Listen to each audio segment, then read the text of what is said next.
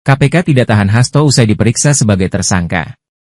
Halo pemirsa, kita kembali dengan berita terkini dari Gedung Merah Putih KPK di Jakarta Selatan.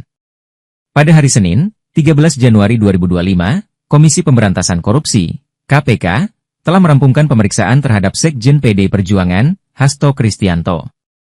Hasto keluar dari gedung KPK sekitar pukul 13.32 WIB, setelah menjalani pemeriksaan selama kurang lebih 3,5 jam. Namun, sayangnya, Hasto tidak memberikan komentar apapun kepada awak media yang sudah menunggu. Semua pernyataan disampaikan oleh tim pengacaranya, Magdir Ismail. Saya ingin menyampaikan proses pemeriksaan hari ini sudah selesai dilaksanakan untuk hari ini.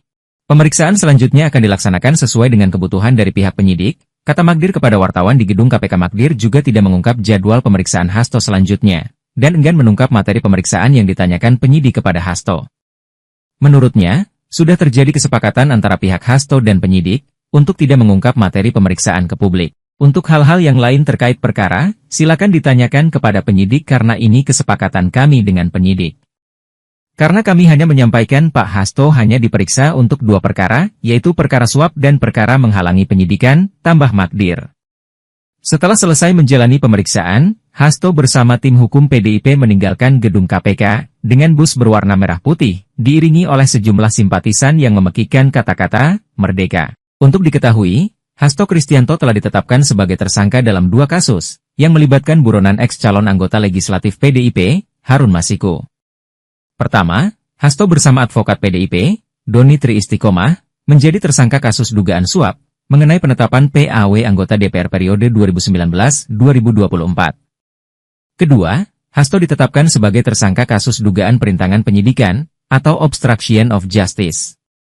Suap diduga dilakukan agar Harun ditetapkan sebagai anggota DPR melalui proses PAW, dengan menyuap komisioner KPU saat itu, Wahyu Setiawan, senilai 600 juta rupiah. Suap itu dilakukan oleh Hasto, bersama Doni Tri Istiqomah, Harun Masiku, dan Saiful Bahri, dan diberikan kepada Agustiani Tio Fridelina serta Wahyu Setiawan.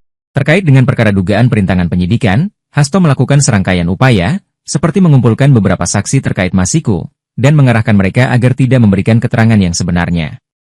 Hasto juga memerintahkan Nur Hasan, seorang penjaga rumah yang biasa digunakan sebagai kantornya, untuk menelepon Harun Masiku, supaya merendam ponselnya dalam air dan segera melarikan diri.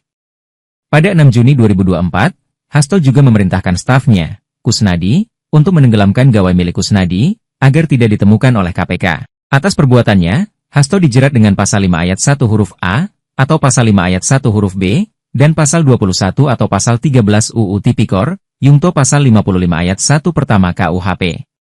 Dalam perkembangannya, KPK mencegah Hasto Kristianto dan mantan Menteri Hukum dan HAM, Yasona Hamonangan Laoli, bepergian ke luar negeri selama 6 bulan.